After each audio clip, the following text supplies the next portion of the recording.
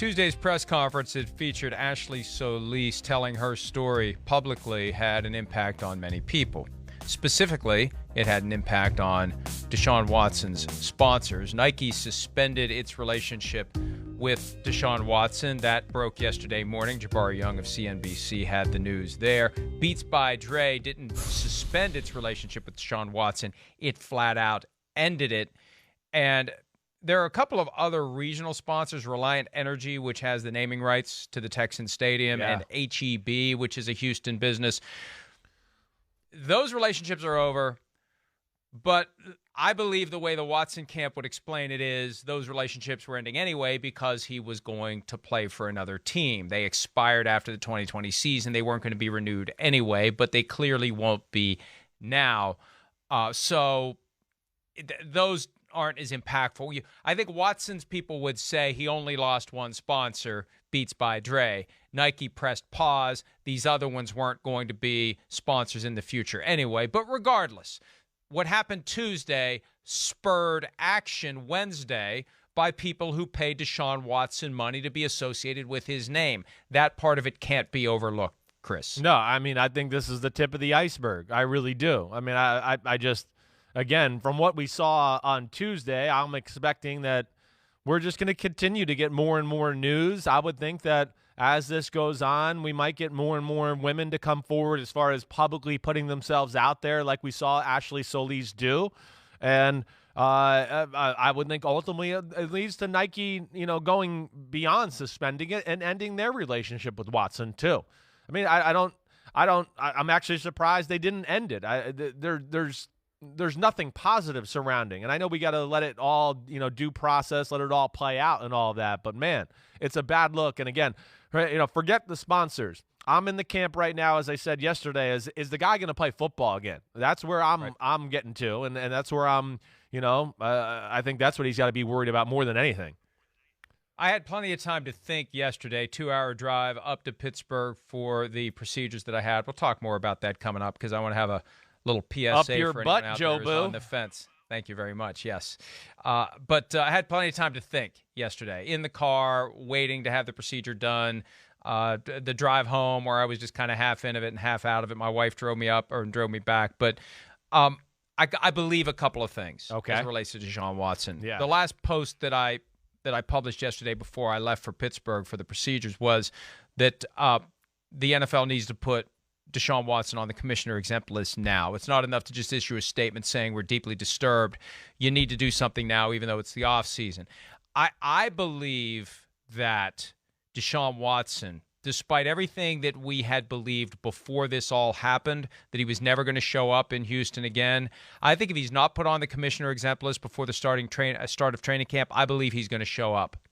I believe that eventually his camp will realize that if this isn't resolved, and he's got two choices: show up and wait for the commissioner's exempt list and get paid for 2021, or don't show up and have to pay fines and forfeit bonus and forfeit salary potentially. Either way, you're not playing.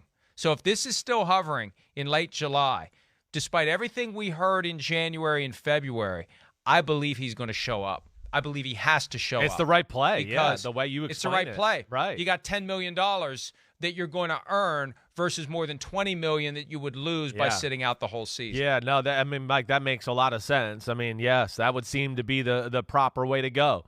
You're in trouble either way. I mean, we know that, but you might as well get paid for it if you're gonna, and take advantage of that. And yes, I mean, as you've said many a times, it just doesn't seem like this is not gonna go away at this point. This has got a lot of time left. We're gonna be dealing and talking about this sporadically for probably the next 7-8 months. So that makes a lot of sense, and I could see that happening. And then the NFL, of course, will be forced, and the Texans will talk to the NFL, and he will be put on the exemption list. Well, and the Texans have to pay him if he's on the exempt list. Right. Their only way out of paying him is to cut him, which they won't want to do because eventually this will be resolved and they will want to get something for him in trade. But they will have ultimately paid him $10 million this year, and his salary in 2022 is $33 million if this happens to linger for 2 years. And look, is it going to linger for a while? I think it will. And I think one of the realities, this is something else I believe. I believe that Tony Busby, who represents the 22 women who have sued Deshaun Watson, will be very slippery and evasive and elusive when it comes to trying to put a settlement value on these cases now, because he's smart enough to realize there's an imperative now to try to get these cases settled. Definitely. That Deshaun Watson wants to clear this away right, so he can get a trade done before the draft. And my guess, here's my guess. This is just a guess. My guess is that Busby will hold them at arm's length, be coy, be unpredictable. Let's try to work something out. Nah, I really don't want to. Well, maybe I do, maybe I don't. And then he's going to swoop in right around draft time with an offer that is pretty much take it or leave it.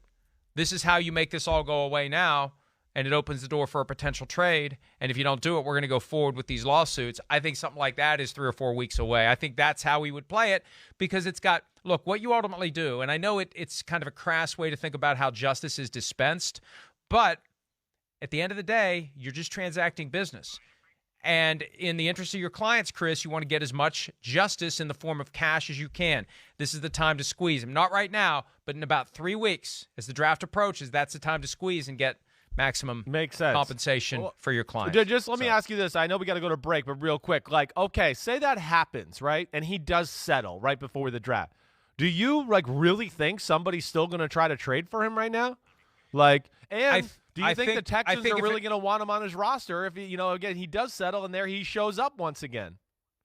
I think if it all gets cleared away somehow before the draft, somehow, some way, if it all settles, and part of the settlement is that there's going to be no criminal charges and everybody walks away and they're not even going to cooperate with the NFL, which is a permissible settlement term if the individuals involved are willing to agree to that, because the NFL can't force them to talk. Yeah. I think there's a chance. Knowing that he likely gets suspended to start the season. Hi, I'm Mike Tirico, and thanks for watching. Make sure to hit subscribe for the latest news and highlights from NBC Sports.